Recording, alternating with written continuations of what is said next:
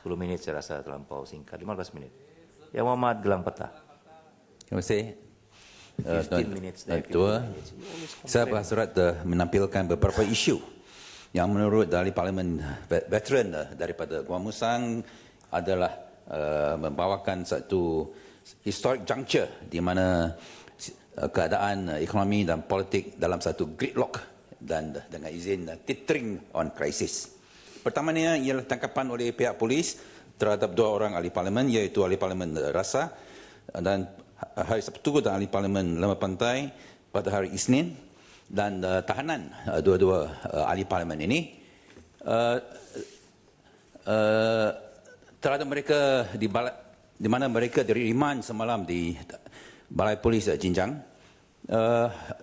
menunjuk bahawa pihak polis tidak profesional dan tidak efisien. Pihak polis sudah sedia maklum bahawa yang berhormat daripada Rasa dan Lembah Pantai akan hadir di Balai Polis Dan Wangi. Namun pada hari berkenaan pihak polis langsung tidak melakukan apa-apa untuk merakamkan percakapan mereka selepas kedua-duanya ditahan, bagi mewajarkan tahanan riman 1 malam bagi kedua-duanya di Balai Polis Jinjang. Ini tidak memperlihatkan kecekapan dan profesionalisme polis, tetapi sikap pendendam, vindiktif dan remeh peti pihak polis yang sangat buruk. Tiada sesiapa yang menyalahkan anggota polis di Dan Wangi untuk salah guna kuasa dan begitu remeh dan penuh dendam dan memperlihatkan rasa tidak hormat dan hina terhadap yang berhormat daripada Rasa dan yang berhormat Lembah Pantai, malah kepada institusi parlimen sendiri. Tidak ada sesiapa yang percaya bahawa pegawai polis biasa mampu kelakuan remeh dan penuh dendam terhadap ahli-ahli parlimen. Saya tidak percaya bahawa pegawai polis yang lebih senior mahu memperlihatkan sikap demikian yang tidak mencerminkan kecekapan dan profesionalisme pihak polis dan penyalahgunaan kuasa serta rasa benci terhadap ahli parlimen, terutamanya dari Pakatan Rakyat, hanya boleh hadir daripada arahan seorang individu, iaitu IGP Tan Sri Khalid Abu Bakar. Khalid telah menyalahgunakan kuasa serta jawatannya sebagai Ketua Polis Negara untuk menjalankan peperangan yang tidak terarah terhadap pemimpin PR serta aktivitis NGO yang tidak lain merupakan patriot yang menggunakan hak demokratik untuk menjadikan Malaysia sebuah negara yang lebih baik. Sedangkan sepatutnya beliau mengisytiharkan perang terhadap kumpulan pengganas IS yang sedang menggunakan Malaysia sebagai pusat untuk mengumpan rekrut yang mudah terpengaruh dengan tujuan keganasan yang tidak keprimanusiaan yang dapat dilihat melalui tindakan memotong kepala, hukuman rejam secara terbuka serta pembunuhan beramai-ramai. Namun penangkapan polis terhadap yang berhormat Lembah Pantai berikutan ucapan Nia di Parlimen ketika perbahasan Tita Diraja pada 10 hari bulan Mac bagi pihak ayahnya Dato' Seri Anwar Ibrahim yang Ketua Pembangkang dan Ahli Parlimen Pematang Pau adalah lebih tercelah lagi.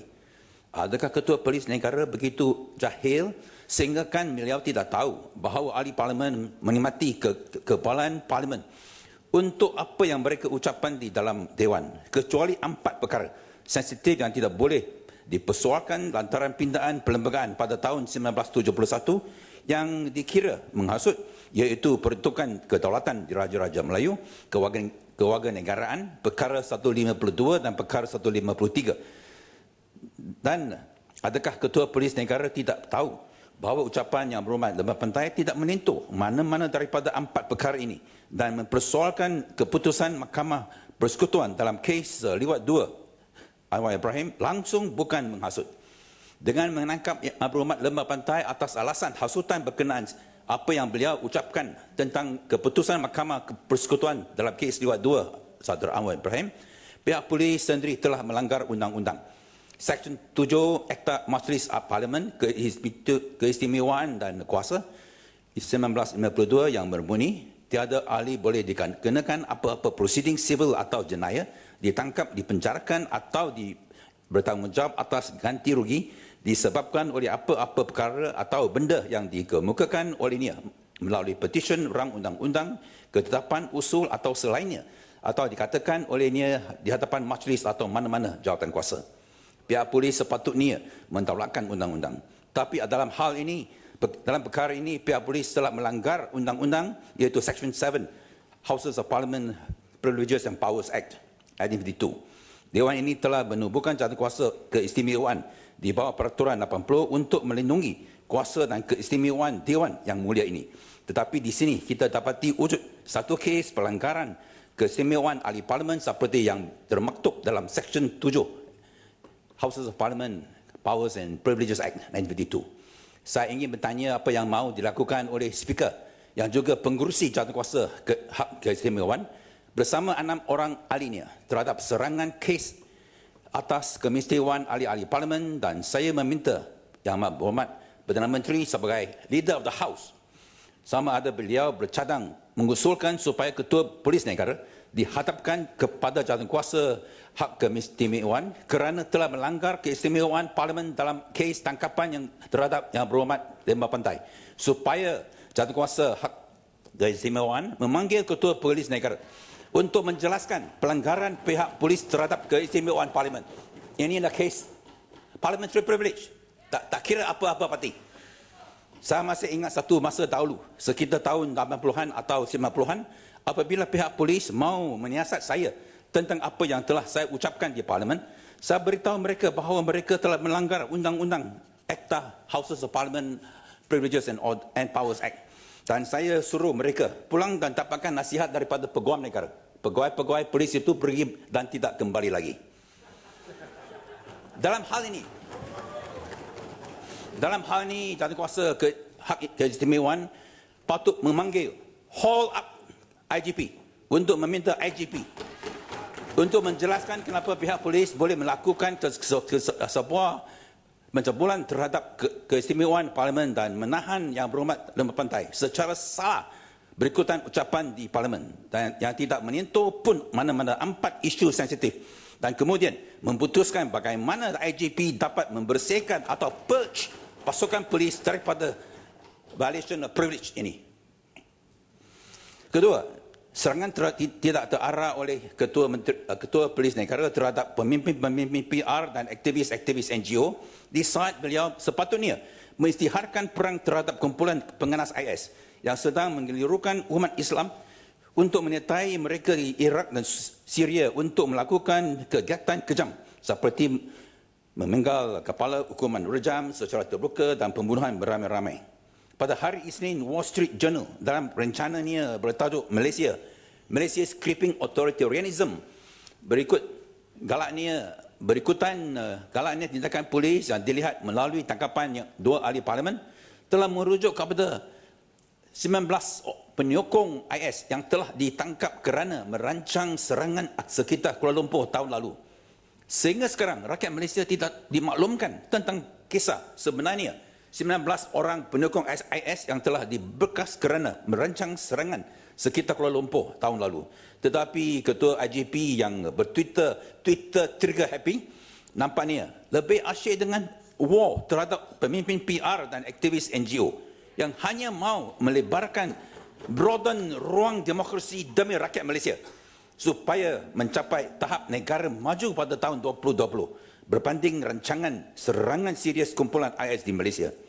Awal bulan ini, pihak polis telah mengumumkan bahawa seorang penjawat awam yang dikatakan merupakan anggota IS paling senior di Malaysia bersama seorang suri rumah berusia 29 tahun yang telah merekrut seorang gadis berusia 14 tahun untuk menyertai pergerakan militan itu adalah antara 3 orang individu yang ditahan oleh Bukit Aman.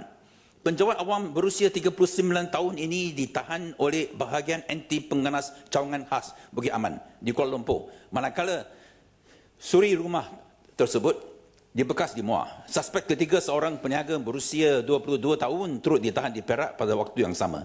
Penjawat awam tersebut yang disifatkan oleh pihak polis sebagai anggota senior IS yang mempunyai hubungan langsung dengan warga Malaysia di Syria dipercaya telah menggunakan kedudukannya untuk merekrut anggota bagi memastikan rangkaian pengganas tempatan berjalan lancar. Berita ini amat mengejutkan. Setakat mana senioriti penjawat awam yang ditangkap ini itu, dan siapakah pula pemimpin IS yang lebih senior di Malaysia? Rakyat Malaysia berhak bertanya kenapa pihak polis terus tewas fighting a losing war dalam usahanya membenteras kemulan militan IS. Adakah IS telah berjaya membangunkan struktur kepimpinan di Malaysia dengan merekrut sepenuhnya masa untuk mencari laskar baru bagi menyertai kumpulan pengganas di Syria dan di Iraq? Nampaknya sementara IGP sibuk melawan bayang-bayang musuh dengan menyisir media sosial, memberikan arahan melalui Twitter kepada anggota polis unit hasutannya untuk mengganggu dan menyiasat pemimpin PR dan aktivis NGO, beliau nampaknya membiarkan musuh-musuh nyata pemimpin IS dan aktivisnya di Malaysia bebas merekrut laskar pengganas bagi melanjutkan aktiviti ganas IS di Syria dan Iraq. Adakah pihak polis mengetahui bilangan rakyat Malaysia yang telah terlepas daripada pemantauan pihak polis dan meninggalkan negara untuk menyertai IS di Syria dan Iraq? Pada bulan Julai tahun lalu, Menteri Dalam Negeri telah memberikan jaminan kepada rakyat Malaysia bahawa ancaman IS terkawal. Beliau berkata bahawa kumpulan-kumpulan militan sedang cuba untuk berpadu tenaga membentuk pakatan pengganas, namun mereka tidak akan berjaya di Malaysia kerana pihak berkuasa tidak akan membenarkan kumpulan-kumpulan ini bertapak di Malaysia. Pada Ogos tahun lalu, pihak polis berkata bahawa antara Januari dan Jun, mereka telah menahan 19 individu termasuk 2 orang wanita kerana terlibat dalam aktiviti militan dan bahawa sekurang-kurangnya 50 orang rakyat Malaysia dipercayai sedang berada di Syria, berperang bersama-sama pengganas IS. Bagaimanapun, menjelang penghujung Januari tahun ini, sokongan bagi pengganas IS kian meningkat dengan sejumlah 120 orang yang menyokong IS ditahan di penjara Tapak dan Bentong dan terpaksa ditahan di dalam sel khas bagi menghalang mereka daripada menebarkan ideologi mereka dan melatih yang lain untuk menjadi pengganas. Pihak berkuasa percaya 67 orang rakyat Malaysia telah menyertai perjuangan IS di Syria dan Iraq. Bulan lalu, Yang Berhormat Menteri ada memberikan isyarat bahawa IS begitu tersusun di Malaysia sehinggakah ia boleh berkomplot untuk menculik hartawan dan melakukan rompakan bank bagi mendapatkan dana, dan kini pendedahan terbaru menunjukkan bahawa IS telah mendapat kelebihan baru dalam struktur dan organisasi di Malaysia dengan penangkapan seorang penjawat awam yang merupakan seorang anggota senior IS. Semua ini tanda-tanda kegagalan operasi polis untuk membenteras IS daripada menyebarkan jaringan pengganas di Malaysia. Apa yang paling memalukan bagi seluruh rakyat Malaysia ialah kegagalan dan prestasi menyediakan pasukan polis dalam memastikan keselamatan negara ini terjadi ketika Ketua IGP sedang bersenang-senang hati bermain Twitter dan mengganggu pemimpin PR dan aktivis NGO yang sedang melaksanakan hak mereka untuk berhimpun dan memberikan pendapat secara aman, demokratik dan mematuhi undang-undang sambil membiarkan sahaja mereka yang berpotensi menjadi pengganas yang tidak ada masalah melibatkan diri dalam perbuatan mempenggal kepala, menyalip dan merejam pesalah dengan batu secara terbuka. IGP seharus lebih profesional dan berhenti bermain Twitter serta mengganggu pemimpin-pemimpin PR serta aktivis-aktivis NGO, malah kartunis seperti Zona dan menumpukan kepada ancaman keselamatan oleh IS di Malaysia. Amat menyedihkan sekali apabila Yang Berhormat Menteri Dalam Negeri telah mengambil sikap bahawa ahli parlimen bukan sahaja perlu menerima tetapi menyokong cadangan pota, kecuali kalau mereka mau melihat aktiviti pengganas berlaku di sini. Yang Berhormat Menteri tidak berhak menuntut kebebasan atau blank check mutlak dalam menangani IS. Dan beliau tidak sepatut meragui patriotisme mana-mana ahli parlimen atau rakyat Malaysia yang mungkin tidak bersetujui dengan cadangan pota sebagai cara paling berkesan untuk menangani ancaman keganasan IS. Amat dikesali bahawa walaupun parlimen telah bersidang selama 2 minggu, ahli parlimen dan orang-orang awam belum menerima salinan rang undang-undang pota yang dicadangkan maupun rang undang-undang foreign fighters yang kita baca dalam surah khabar. Menteri Dalam Negeri mungkin boleh mengambil mudah para ahli parlimen. Take for granted ahli parlimen BN, tetapi don't take for granted ahli parlimen Pakatan Rakyat. juga akan menyokong sahaja porter dan rang undang-undang foreign fighters secara buta-beli tanpa mendapat taklimat penuh mengenai ancaman pengganas IS serta jaminan bahawa cadangan legislatif ini akan berkesan dalam menentang ancaman IS dan juga organisasi pengganas yang lain. Apa yang wajar dilakukan oleh Parlimen hari ini ialah menubuhkan sebuah jawatankuasa pilihan khas mengenai keganasan yang bukan sahaja wajar memantau usaha-usaha polis untuk membenteras keganasan tetapi juga membincang secara mendalam cadangan porter dan rang undang-undang foreign fighters tersebut dan memberi laporan dan cadangan sebelum dua rang undang-undang ini dibahas di Parlimen. Ketiga, pada hari Isnin, Ahli Parlimen DAP PJ Utara Tony Phua telah menulis di Twitter ketika sedang marah apabila mendapat berita penangkapan Nurul yang berhormat daripada Lembah Pantai di bawah Akta Hasutan berikutan ucapan di Parlimen minggu lalu. Sedangkan beliau telah menepati temu janjinya untuk ke Balai Polis Dang Wangi bagi merakamkan kenyataan berkenaan Perhimpunan Kita Lawan di KL pada 7 hari bulan Mac. Ini mengundang arahan Twitter daripada IGP berbunyi, PDRM Malaysia akan panggil YB untuk menjelaskan apa maksud beliau dengan Royal My Foot.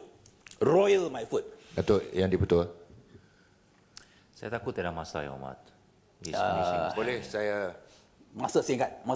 saya Terima kasih, Yang Hormat. Ya, masa singkat. PDRM akan panggil YB ini menjelaskan apa maksud beliau dengan Royal My Foot. Adakah ditujukan kepada Raja-Raja Melayu? Yang IGP merujuk kepada tweet yang berhormat PJ Utara berbunyi, Real Bastards, Royal My Foot. Saya setuju bahawa tweet yang berhormat daripada PJ Utara itu tasteless, betul, not in good taste, namun ia bukan satu jenayah. Adakah tweet yang berhormat ditujukan kepada Raja-Raja Melayu?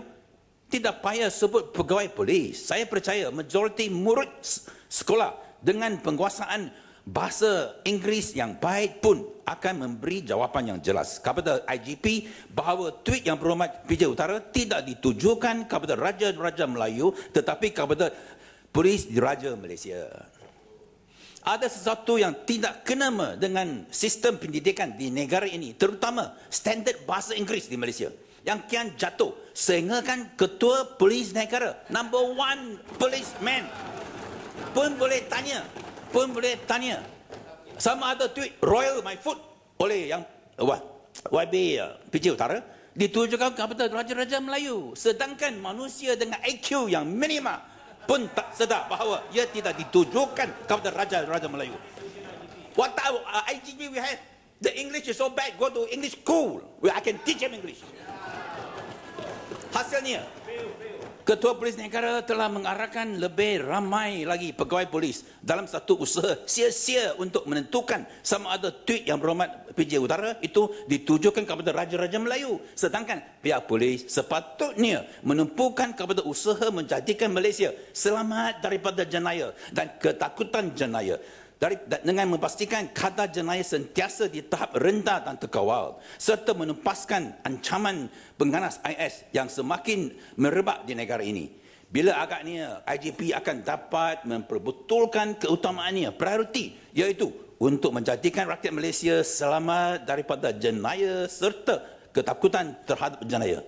Keempat, kita berhadapi tragedi di mana yang berhormat Menteri Dalam Negeri tidak dapat membetulkan jalan Ketua Polis Negara. Memandangkan beliau sendiri mempunyai masalah-masalah peribadi. Kita masih lagi tidak hampir menemukan penyelesaian kepada misteri surat yang berhormat Menteri kepada FBI untuk menjamin karakter seorang Raja Judi Antarabangsa tanpa pengetahuan atau kebenaran pihak polis, Kementerian Luar, Kabinet maupun Perdana Menteri. Malah seluruh episod ini menjadikan bertambah kalut dengan satu lagi putar belit terbaru daripada Menteri di Jabatan Perdana Menteri bahawa Kerajaan Persekutuan berpuas hati secara prinsip dengan penjelasan yang telah diberikan oleh Yang Berhormat Menteri Dalam Negeri mengenai surat ini kepada FBI tentang Paul Phua.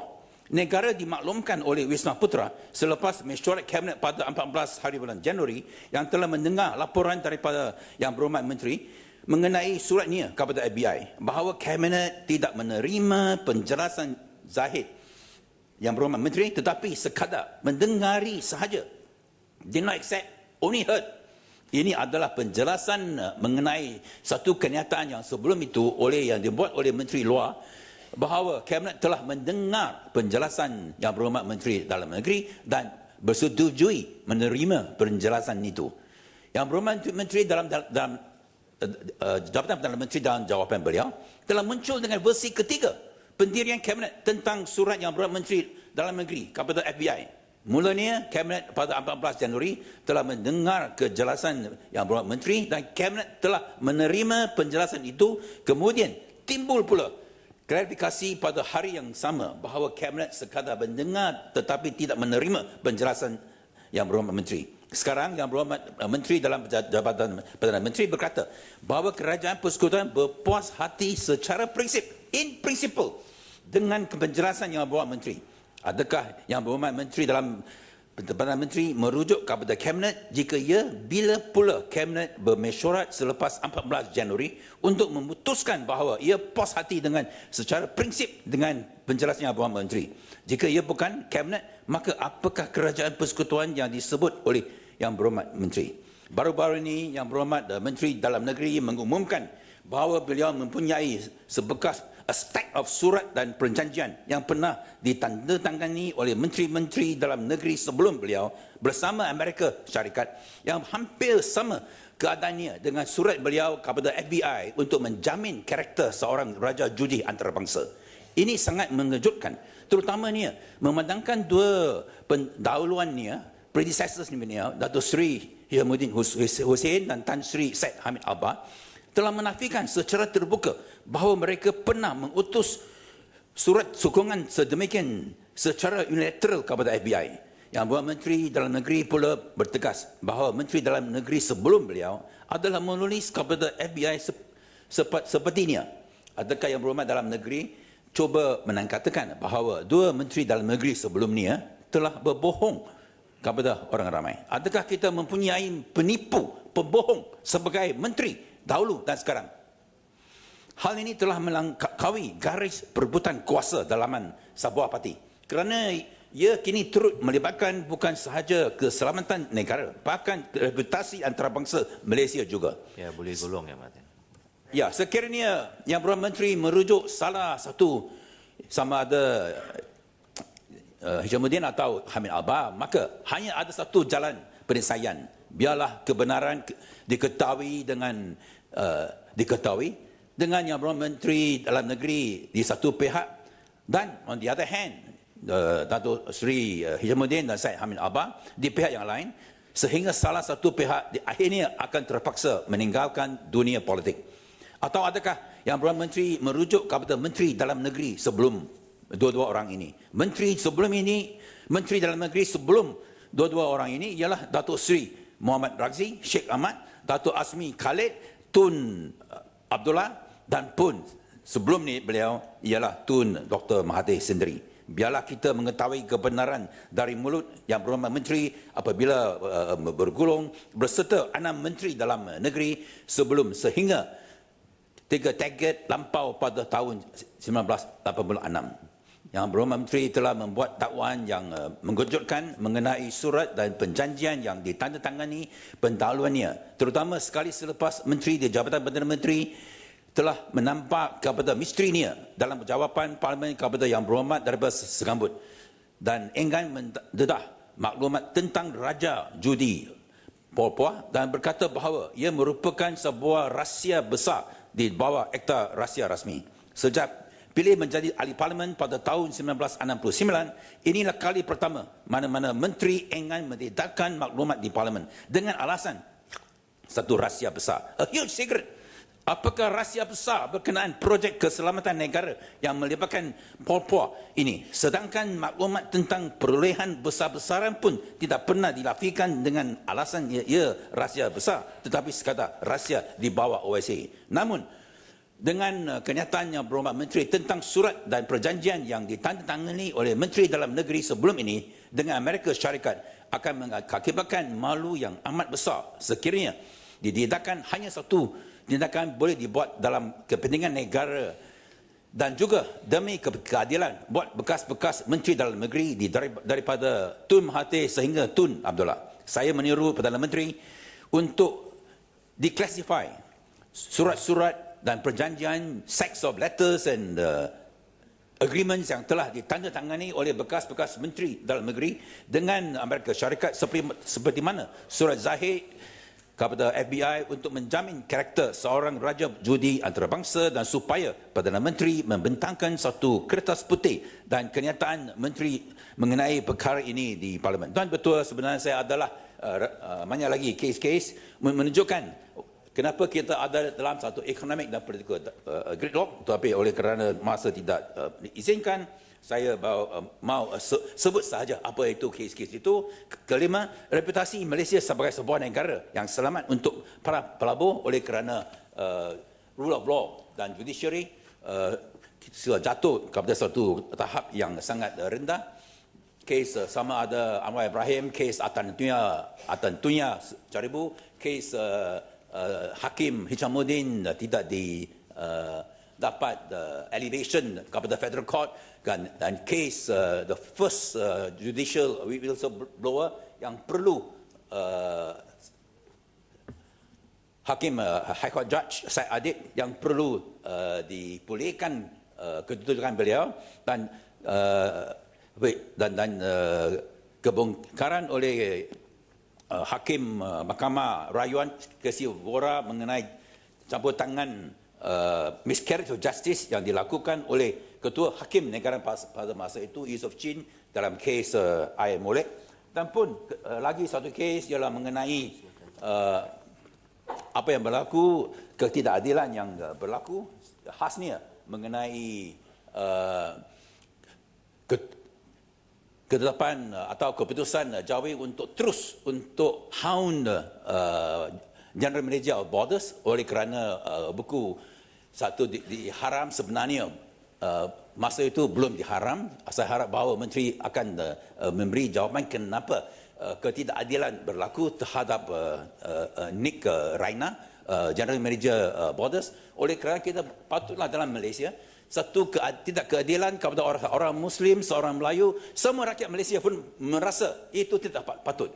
Barulah kalau ketidakadilan seorang Muslim, seorang bukan seorang Melayu dirasakan oleh rakyat Malaysia bukan Muslim dan bukan Melayu, itu tidak patut. Dan ketidakadilan kepada seorang bukan Muslim, bukan Melayu pun dirasai sama dengan orang Muslim dan orang Melayu. Ini tak patut berlaku. Barulah kita boleh kata kita sudah mencapai satu Malaysia. Dan pun apa yang berlaku dalam kes 13 orang PAS, sokongan PAS yang kena 10 bulan penjara oleh kerana satu illegal assembly, double standards oleh kerana penekong-penekong UMNO yang ada menceroboi kedaulatan Penang Assembly, mereka di-fine saja denda 1,500. Kenapa 13 penekong-penekong PAS di penjara 10 bulan selain daripada denda RM5,000? Inilah tidak memberi satu gambaran yang baik. Dan akhirnya saya mau kemukakan satu pindaan kepada usul yang di hadapan ini.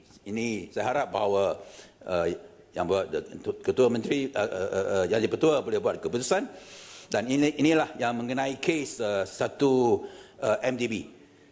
Kita tahu bahawa dalam kes satu MDB bahawa Perdana Menteri ada kata bahawa Auditor General ada diarahkan untuk buat satu siasatan, tetapi Timbalan Perdana Menteri ada kata bahawa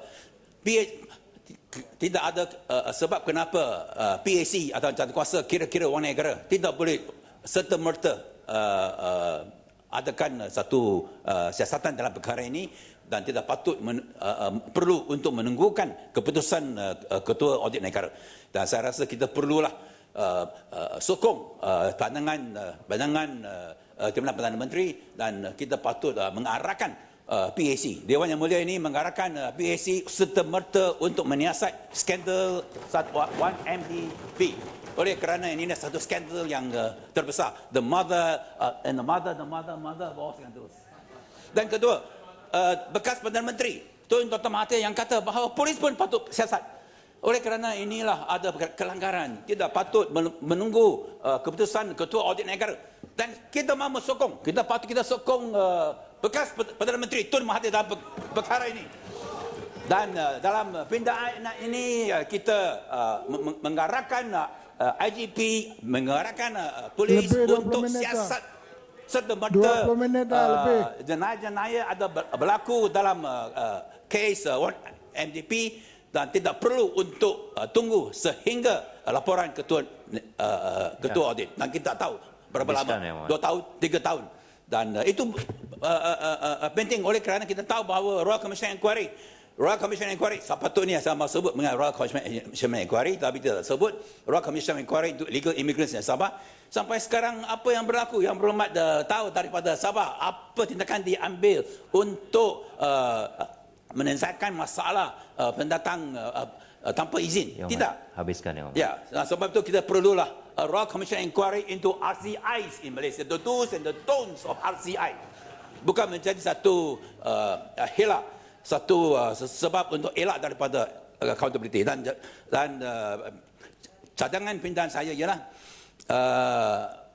ini untuk memberi notis bahawa saya bercadang mengemukakan satu usul ke atas usul menjunjung kasih titah ucapan diraja atas nama ahli parlimen kawasan Tanjung Karang seperti berikut, dengan menambahkan perkataan-perkataan berikut, iaitu dan memutuskan bahawa satu, dan kuasa kira-kira wang negara hendaklah dengan segeranya menyiasat skandal 1MDB. Dan kedua, mengarahkan pihak polis supaya melancarkan dengan segera siasatan ke atas 1MDB tanpa perlu menunggu laporan daripada Ketua Audit Negara. Dan saya harap bahawa ahli-ahli parlimen BN tunjuk mereka patriot. Tunjuk mereka patriot, cinta negara, bukan cinta parti, dan sokong usul pindahan ini. Ya, terima kasih. Dan saya tak boleh